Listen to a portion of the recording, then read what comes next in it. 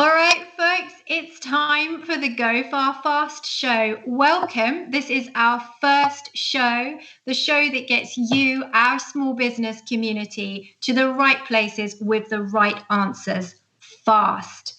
Don't forget to like, comment, and subscribe to the channel because we're going to be doing tons of these shows with fantastic guests, getting you these brilliant answers to the burning questions of today.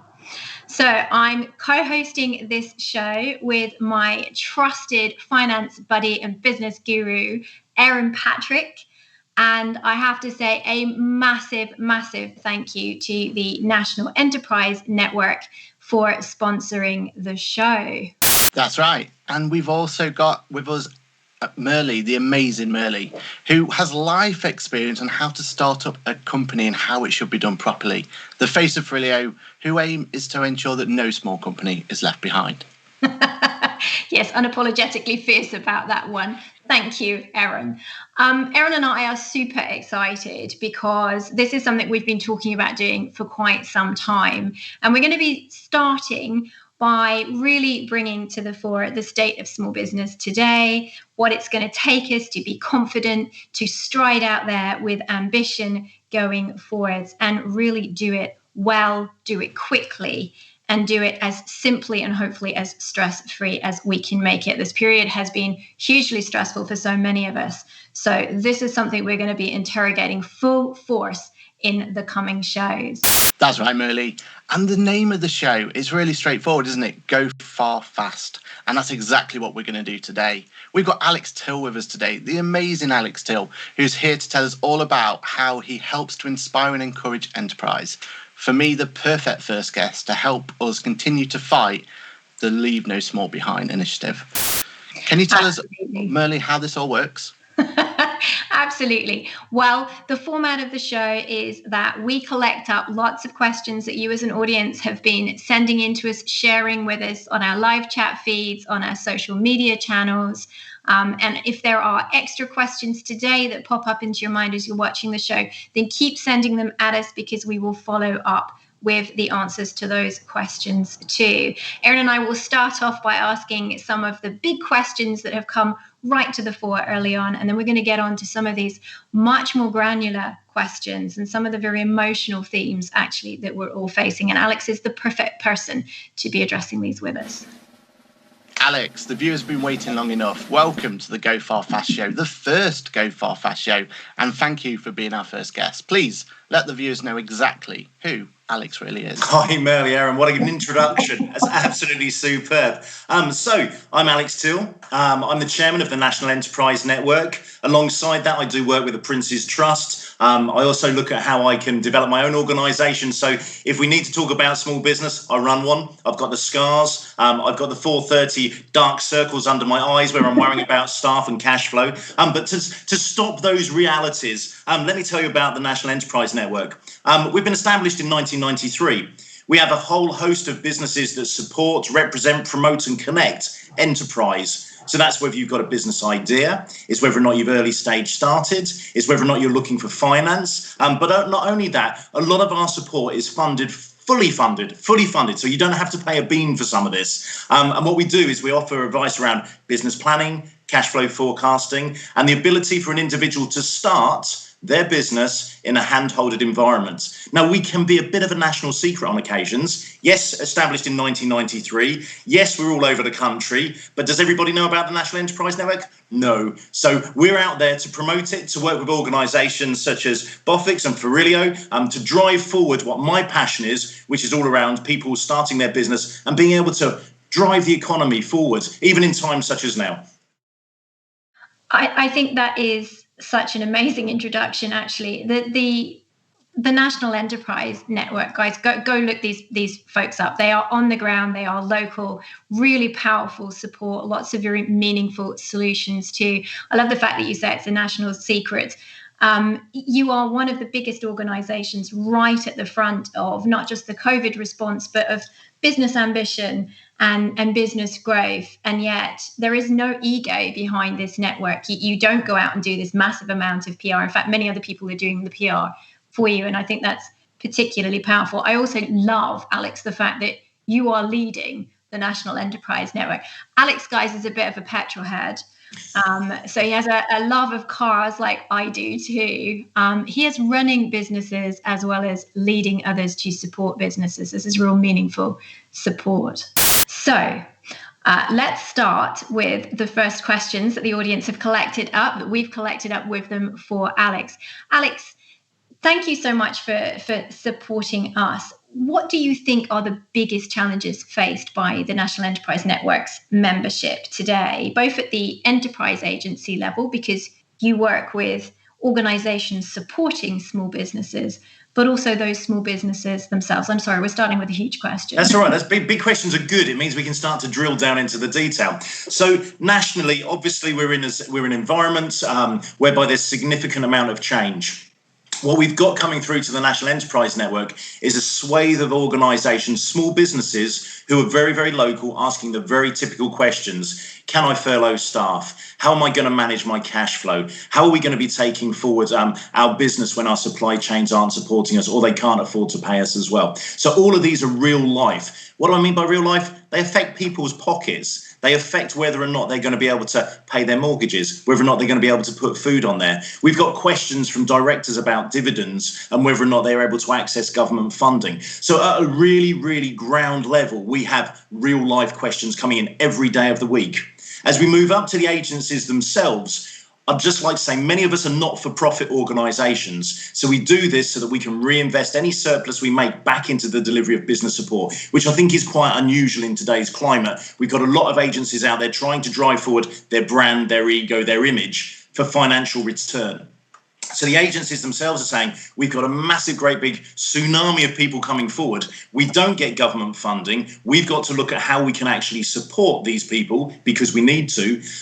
The government isn't always addressing the freelancers and those who are very, very small. They look at growth businesses. And one of the things we're saying is, as agencies is, how do we manage this? How do we take forward that support? We're a national network. And yes, I said we were a secret earlier, but we lobby government. We're now trying to see what that national package of business support is going to be and having direct dialogue to make sure that we will be able to deliver a product and a service and support to those businesses right now that need it and enable us to continue with the work which we undertake, which is all about the representation of small business across the whole of the UK. So, Alex, that's what fascinates me about what you're doing as well. When you're talking about the sort of local support that NEN is providing, you're down in the local libraries, aren't you? You're in the sort of startup accelerator hubs, the small groups in working out of cafes. It's not just sort of big organizational level that the National Enterprise Network is hearing these challenges and acting within these challenges. Is actually right the way down on the ground, isn't it? It's a proper boots on the ground organization. It's really organic, Merle. I mean, we're working with women returners to work. On occasions, there's organisations working with ex-offenders. We're working with refugees, migrants. We're actually embedded within the communities. And one of the phrases I often use is, we're non-shiny door. You know, you don't have to walk into a big shiny door, big glass building to get the support you need. We're there to support you. And we're all real business owners who suffered the scars of either owning, running, losing, developing businesses. So we can actually talk knowledgeably. These aren't just theoretical practices. We can get in there, roll our sleeves up. And if you've got questions, or if, for example, you need a swearing partner, that's fine. Let's be honest. Let's see where we can take this business to. Because quite frankly, being a sole trader or a small business owner is blinking lonely on occasions. So we're there to offer that support. Yeah, and you mentioned earlier, I'm going to stop pinching questions because Erin's going to start glaring at me on screen. But you mentioned earlier that this is fully funded, so the people receiving these benefits don't actually have to pay anything for them. That's amazing. How does that work? Well, basically, how that works is that we always try to offer a funded offer. So if we come back to our basic ethos, we never know when we're going to need support throughout our life. It's really interesting. When I was a kid, my dad used to say to me, Alex, you're only a paycheck away from homelessness. Which has always resonated in my mind. So we're there. No matter what stage of your life, you may need support. You may want to look at self-employment. You may be a student coming out of university. There could be all sorts of things. We will always look at how we can offer an element of free support, whether that's one-to-one advice or mentoring, or whether that's coming on a workshop. That we do through either funded sources, which we will be applying for applications through and tender processes so we can win those, or it may be because we've generated our own incomes through some of our properties, which we can then use our surplus to reinvest back into some of the support we've got. So we try to be self-sustainable where we can, Melly, but obviously we're businesses. Even though some of us are not for profit, it doesn't mean we don't like profit, because profit is a good thing, because that then enables us to reinvest back into what we're passionate about, which is supporting and establishing businesses. Alex, I mean, this is amazing, isn't it? I mean, at this point in time, we've got so many small businesses that need that support. There's so many people out there who need to have, someone to talk to. You've said it perfectly already. It's even someone just to have that conversation with. And I think now is that perfect time, isn't it, where people are actually talking for the first time. We've not had that for a long, long time, where I've seen small businesses come out of the woodwork who's never had to reach out before, but suddenly they are reaching out and they are trying to get that. So I think that's, we're at the best time in terms of getting that there. And what you've said so far is brilliantly. But from your point of view, I know these are big questions and we're going to throw another one back at you, but what's worrying the most about these challenges at the moment? What is it that's keeping, as I said before, keeping you awake early in the morning? The challenges that are keeping me awake, Aaron, is almost the fear factor. There's some organisations, there's some people that are very, very fearful. The life and drive of an entrepreneur, of a business owner, is very much we need to flip, we need to adapt, we need to pivot, we need to innovate, we need to change. That ambition, that environment is still there. We're seeing a lot of businesses trying to move forward in a very, very focused and direct manner. They don't want things to stop. They understand that it's a changing marketplace. The fear is coming that it's fear of the unknown and they're not quite sure where it's headed. We're seeing a lot of discussions around that at the moment. How can we become sustainable? How can we manage our cash flow? Where is the support there? These are the big questions which we're trying to tackle at the moment, which is why we're talking to government. We've obviously got furlough schemes coming to an end or slightly reduced at some point. Alongside that, I was chatting to a guy who runs a company a few weeks ago. He's saying the lease agreements I've got on my vans, the 3-month period is going to be coming to an end on that. I need to understand where I'm going to be getting my funds from. So all of these are real life questions. From NEN's perspective, we're talking high level with a lot of the business banking side of things. We've had discussions which we've opened up to small business as well with the Small Business Commissioner. So we're trying to get the dialogue moving to say, do you know what, guys? Look, listen here, there is a big issue which we need to address, especially at the smaller end of the business support marketplace, which is vital. We have so many small businesses in the UK economy that should they start to fall, there's going to be a massive impact. And that's where our passion and drive is. Interestingly, in the last 3 months, within Suffolk and Norfolk, there's been an increase of 80,000 people onto universal credits. That's significant. The route out for some of these is going to be pre-start and start-up support. We need to act now. We need to look at how we're going to support people, because ultimately there's a lot of people with a lot of skills, with a lot of knowledge and a lot of opportunity. And what we don't want to do is suddenly sit there with Alex at 4:30 in the morning going, okay, what do we do with all these skills? Because we need to embrace them. We need to look at how that's taken forward. And actually, it is the mainstay of the UK economy, small business. That's where we all, usually under the 10 employee size as well. Very good, very strong, very engaged businesses. That's where my question is, Aaron, at the moment is we need to act fast. NEN at the moment is putting papers together into Department for Business Innovation and Skills to discuss that, and we're opening the dialogue. We need to be representational of the smaller businesses. This isn't all about growth right now. It's about sustainability. I think you put that so well, Alex. I mean, that was my next question to you, and it's certainly one that I know our audience have been mulling over, which is, who's going to drive this forward? We obviously know that you are driving this forward, which is wonderful. What are you doing to address these challenges, though? What can we expect to see as a small business community from all the efforts that you're putting in? I know you're talking to government, you're pulling together solutions and businesses and packages and making sure that they genuinely are meaningful and they are getting out into all of the localities. This isn't just a sort of general broad brush approach that you're looking at, but what can we expect to see from all of this activity? So our aim, Merle, at the moment is to raise the profile of the network, to show that we are from Leeds, Newcastle, Yorkshire, right away down to Plymouth and Devon. And actually there's a network in place. And what we don't need to do is reinvent the wheel. What we need to do is utilise the existing infrastructure that we have in place. We're already there. We're already delivering services. Yes, there's new things on board, local enterprise partnerships, growth hubs, etc., etc. what we are doing is now pulling together that unified approach in terms of saying, let's look at the supports available. Let's look at how the Enterprise Agency and the National Enterprise Network members can engage with that in its widest capacity. And let's get rid of the egos. Let's get rid of the territories. Let's talk to government saying, this is how we need to pull it together, because actually we're close to it. We can understand where things aren't being delivered and where they need to be, and then we can start putting in the provision that's in place. At the moment, we are doing provision, and I'll be honest, it's a little bit sporadically, depending on the geographical regions that we've got, and there are different funding offers depending upon the local authorities and where their funds are able to be allocated. We're trying to pull all that together so that it's in a coherent fashion. So if you contact the NEN, we can tell you where your local agency is. They can then talk to you about the local authority which that sits within, and then you can start accessing those funds or the support that is directly needed by you. And if we can't answer it at that time, we sure as damn it, we'll get back to you as soon as we possibly can. Because for us, it's about having that personal conversation. And you know what? Yeah, there's some tough conversations which are being had at the moment. And we do go into the mentoring and counselling role. So there's a big effect around this. But the main aim for us is to make sure that people have a direct route to market to discuss what they need to do without just getting an email, without having to go on Google, but actually getting some good, knowledgeable business support and advice. And if we can get it funded merely via government, it would be fantastic, because I think we need to start positioning where those funds are being allocated.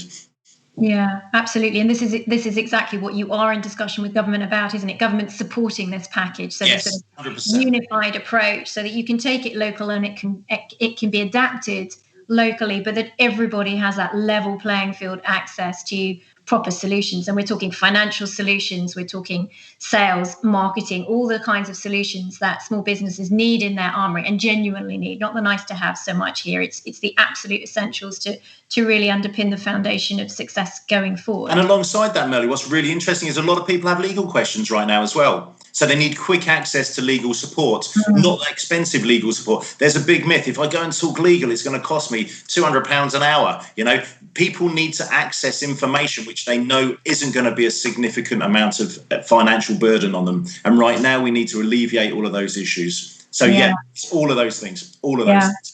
Let's very close to our mission. Very close to our mission here, Alex. It's important. Let's take away the barriers and make sure that things are smooth and easy and are able to be accessed. Yeah, Alex, you couldn't say it better, really. I mean, you've said already about the fact that you've got those tough decisions and tough conversations to have with people.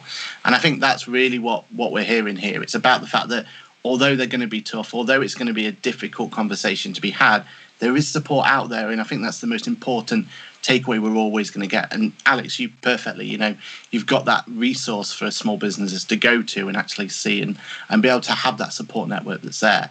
But just kind of talking about support and how what's on offer. Small businesses are huge employers at the moment, with 65% of all private sector employment within the SME community themselves.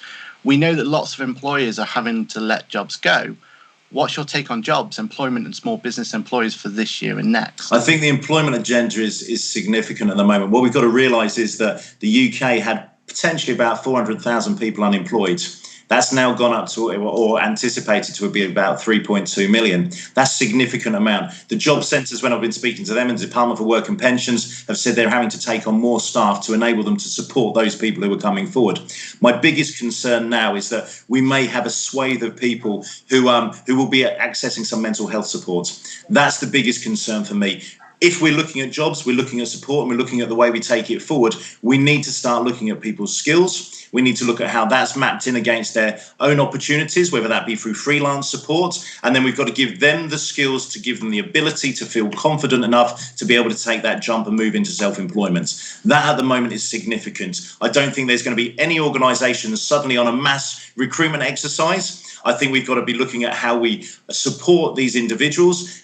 Interestingly, there's programs which are being funded, which is around people with mild to moderate mental health issues, those who are on universal credits. But these are the people which are getting support, which is funded. At the moment, if you're not in that space, there seems to be a real lack of government vision. And it's almost like it's addressing the people who have need, but not necessarily addressing those people who have the want and desire to move forward in a positive direction. So it's really, really interesting. For me, that's the biggest challenge we've got at the minute. There's going to be a significant number of people with a significant number of skills, and we've got to work out how we can use them for the best economic advantage that we can do.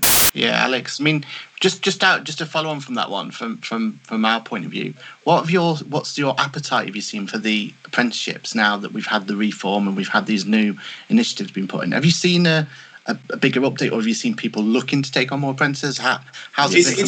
It's really interesting because you've got apprenticeships, you've got internships, you've got a whole range of different things at the moment. And the big one for me is we've got a wealth of knowledge sitting within the student base, which currently aren't in university. And what we're not doing is plugging their skills into the small and medium-sized enterprise space. So potentially there need be no charge. You could plug in the skills from the students into the small business, and actually both are winning. One's gaining the skills of business, the others are actually gaining the skills of new and engaged young people, if I'm honest, and bringing that new vibrancy to it. I think that's really important. Apprenticeships, I think we've got a real concern coming up because people who have been apprentices, some are now being laid off. The organisations can't continue with them. So you may have got to maybe 2-3 years of where you should be, and you've only got your final stages to do, and it's stopping. That is a big concern for me because it actually turns the switch off progressive nature and progressive skills. What we are seeing, though, is that certain organisations are taking on interns, whether they be virtual interns, whether they be working from different areas, and using their technological skills around social media, marketing and branding to try and support organisations in being noisy and being loud and being noticed in the current COVID climate, so that they don't feel that they're losing the edge. So that's a very different route to using resource. And actually it's funded at a different rate. So the business is looking at how they can manage their way with progression. It's not a wide discussion. I think we need to make it wider, and I think we need to look at how we start developing the use of student skills and also those who are going through the apprenticeship programs. But what you've got to realise, guys, is training providers are also in this space. So they've got to make sure that they can survive as well. So it's not a one fit journey. It is affecting everybody. Yeah, it's such an important question, isn't it? I mean, we've put so much investment as a nation into a lot of the schemes that the government have announced. Small businesses have really thrown themselves at it. Apprentices are an incredibly valuable resource. To then hear that many of them in their final stages are being laid off is galling. It's not what we wanted, and I think it's awful to think that might not continue, and that we're going to have more people out of jobs without the ability to take an apprenticeship or even an internship to get the experience on their CVs to move forward. This is definitely something that we need the government to do more on, don't we, Alex? But we also need, as a community and with leadership from organisations such as yourselves, to really reflect more on. I mean, a big question that is coming up from our audience and looking at it now is, and this is a common theme, are the government taking what's happening with small businesses seriously? Are they really feeling the pain? Is it fully being recognised? Because I think it doesn't always feel that way to the small business on the street. I think what's interesting, Melly, to come back to my car analogy, there's a knocking under the bonnet. You're not quite sure where it's coming from. And what we need to do is do a little bit more investigation. So is it a bearing or is it a piston? We need to start looking at what those actual details are. They can see that there's issues. Let's be really honest. They reacted absolutely superbly. The government have put things in place as quickly as they possibly can to address the needs of business. We're now honing this and fine-tuning it. We've got to look at where certain industries aren't being supported. I do know that different things are coming on board. So retail sector is going to be getting support. Hospitality sector is going to be getting some support. But at the moment, we've got to look at what that actually looks like and how people are able to access it. Is it coming later? It is coming later, yes. But that's because these are slightly different nuances which are coming forwards. And people are actually being noisier, which is what we've always said. You've got to talk about where the issues are. Beforehand, it was almost blanket. Now we're suddenly coming into the more fine-tuned detail of these are the organisations which need supporting. I mean, the festival industry, the music industry, all the technicians and everything sitting behind that, they were just badged under their small business. Actually, these guys aren't being able to produce, they aren't being able to develop. There's industries being wiped out, festival food, for example, all the guys who run their businesses like that, there's nothing happening. We can't do festival food online. We can't do it via a Zoom conference. We can't do 4D in terms of smell it, feel it, hear it. These are the sorts of things which are now coming out of the woodwork where we're saying we really need to support them. It's a very, very different marketplace, but these are the real businesses which have real support and real finances and real bills which they have to pay. So that's where the fine tuning's coming, and that's what we're trying to raise the profile on as well at the moment. Yeah, and do you get the sense that government are taking this seriously? I know that the National Enterprise Network are, because we can see it in everything that you're doing, but is government really listening? Government's listening. I think what we've now got to do is look at how that's positioned and what they're doing for it. You'll see that a lot of local authorities have had funds devolved to them to enable them to work in particular areas. The local authorities have now got to make a decision how that works. So the government's hearing it. They're trying to make it geographically positioned. We've got across the country, urban, rural, coastal communities, which are all going to have different needs and different wants. And each one of those is going to have a different style and way in which they deliver their services to business. At this moment in time, we are here as the National Enterprise Network trying to show the pathway to all of this. And actually, we're being asked by local authorities, we're being asked by other support organisations, and some of these are like Age Concern, Mind, etc., as to how we will be able to support them in getting their services into a slightly different marketplace. And this for us is great because it's different stakeholders and it's different positioning. But what we've still got to do is make sure that those businesses that need it can access it, and it is the right support for them at the right time to enable them to be able to be sustainable and to actually move forward. Yeah, Alex, I mean, you mentioned in the fact that you've got the different communities, you've got the different industries. We're really passionate, aren't we, about the fact that leave no small business behind. That's what we keep 100%. saying. That's the mantra. That's what we want to keep pushing.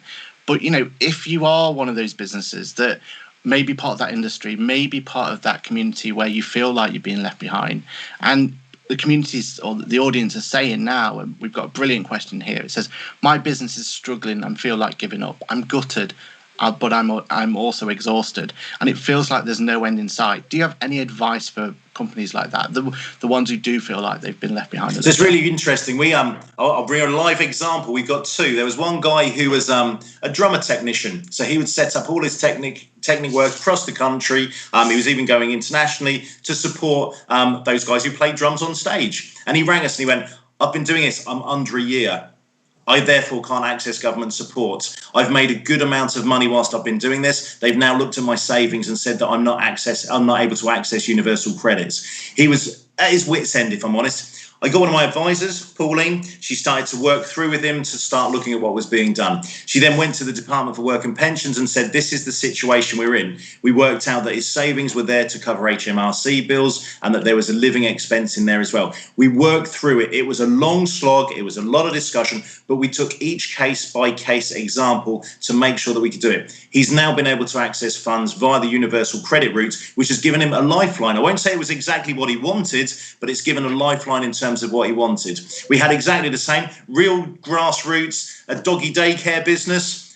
We can smile, we can laugh. It was a business. It was doing well. People pay a lot of money for their dogs to be looked after. Once again, it didn't fall within the categorization of the government. Was it retail? Was it leisure? What was it? And we went through on that process once again. Could they have support for their premises? No, they weren't eligible. So what we managed to do was go through once again on a very case-by-case basis, looking at who that individual was, what their business was, how long it was established, what was available, and then we talked to the local authority about their discretionary funds. So they were then able to allocate it against that basis that there was a significant need for that business to be supported in their locality area because of the impact that it would have on other areas of economic growth and the support that it was having to other people. So what I would say to anyone who is feeling distressed, concerned, seriously, don't be a stranger. Pick the phone up, talk. Make contact with us. If you want to know who's in your locality area, pick up on the NEN website, which is www.nationalenterprisenetwork.org, and that will give you the list of all of those organisations that are available, and you will then start to be able to be put in contact with the people that can support you. Please, please, please don't be afraid to talk. There are big problems out there, but as soon as you start talking about them, we can start breaking down those barriers. That's Alex. Great. Thank you. Thank you so much, Alex, for also reminding everybody of the website as well. Shameless plug, Merle. Shameless plug. not at all shameless. This is a really valuable plug. Do go and check out that website. There is help and it is immediately available to you. Alex, I want to talk about freelancers. We built Frilio in the early stages using freelancers. We would not be here without freelancers and the expertise and the belief that these guys had in our business. But there's a question from a freelancer here on a topic that has been going around loudly and rightly for some time. So the question is, I've been a freelancer running my business as a limited company for years. I pay my taxes and I've always been really responsible about running my business. But I'd have been better off working for someone else or being a sole trader under the government's relief schemes. Do you think what's happening to the hashtag ForgottenLtd businesses is fair? So my instant response, Merlin, no, it's not fair. There's a lot of discussion going on around this. You've obviously got organisations like IPSI, the independent professionals and the self-employed. They're looking at how they lobby on this aspect as well. For me, it's about looking at the mainstay of freelancers. We're passionate about them. They're doing a significant amount of work. And it's really interesting because even though you may be freelance, you're working in cluster groups. And some of these are the areas which I'm trying to raise and promote in terms of saying, you know what, your gaming industry, a lot of freelancers, music industry, a lot of freelancers, tech development, a lot of freelancers. And I think on occasions, they are forgotten. You know, they're not necessarily seen as mainstay growth businesses. From my perspective is they are very good businesses. They're enabling people to retain a working environment which is very progressive. And one of the things which we need to do is actually raise that voice of the freelancer and get it promoted in a very significant way. NEN does not count anybody out. So if we want to start driving the freelance agenda further forward, we're more than happy to do so. The same way as with the sole traders, there are a significant amount of people out there who need support. If you feel you're forgotten, be noisy. Don't let be forgotten. Let's get out there. Let's make sure that people are working it. We are, as a network, working with a significant amount of freelancers. Should they feel downhearted? No, be passionate about what you do and be passionate about what you're saying, because that's the only way we can instill change. I really, really believe that, and we need to drive that agenda forward. From an NEN's perspective, we've got a roundtable group where we're bringing in a lot of people together, not to give them a kick in or anything else, but just saying, what are the issues which you've got in your particular areas? We want to feed this back to government. We want to look at the solutions, and we need to understand how that works for each and every small business or self-employed or sole trader or freelancer that is out there. Alex, you're so right about this. I mean, freelancers themselves, they're so passionate about what they do. They're so entrenched. That's why they've chose that profession. That's why they've decided to put their business on the line, and they've gone out there by themselves and they're giving their all for the projects they put through. And as Merle said, you know, Frilio wouldn't be where they were without freelancers. You know, we need that community to stay there. And you mentioned about it being unfair. You mentioned the fact that, you know, they feel like it's not fair on them. And I think that's one thing that we've got another question here from the audience, and it's saying that some regions are better than others in terms of support and in terms of what's available for them. And some people are saying that is it better for them to actually move from one region to the other? That's a really interesting question. I mean, I sometimes call it the postcode lottery. Okay, and what we find is that even within Norfolk and Suffolk, there's certain areas where you can get grant funding if you live in a particular locality area. Should you move your business to those particular locations? That's a really interesting question. We see large organisations, multinationals, moving to certain different countries or certain different areas because they can get financial benefits. I think it's a really interesting one. Depending upon the freelance role, you may be able to establish yourself in many different areas. You may be able to use different postal addresses. You may be able to access a whole range of different funds. I think you've got to be true to yourself as to where you want to be. If you move north, but you're a southerner and you like it being in the south, it may not necessarily work for you. Your business may be more adaptable in some areas. It really does depend. But yes, there's different funds in different areas. Sometimes as you head north, there are bigger funds for different things. If you head south, then there's particular technological opportunities which you can get. It's just a really interesting environment. And some of those areas which get more funds are maybe slightly economically challenged. So it could be an area of higher disadvantage. So we need to look at the demographics of it. So don't just base your decision on where you are going to put your organisation on the funds that you get, because you may well be funded to a higher level because it's much harder to gain business.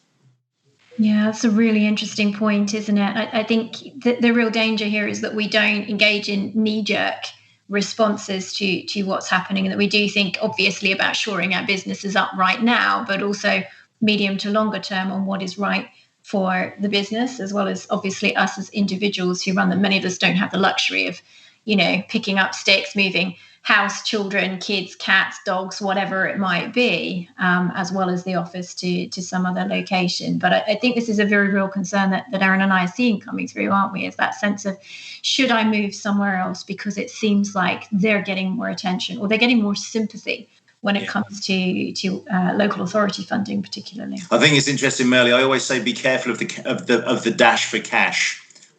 Because if you're dashing for cash, it's not necessarily about business focus, and you may get mission drift from what you're actually trying to achieve. Yeah, that's really good advice. I'm being told by our producers that we are running out of time for questions, so I'm going to plead with them for 2 more questions. Aaron, I'll take this one if you take the next one. Something about landlords here, Alex. I'm wondering if you've got a view on this. How is the National Enterprise Network helping people with landlords, or can you help us with that? Paying rent is a big expense for most small businesses, and my business is no different. My landlord is chasing me for rent, and I cannot afford to pay it right now.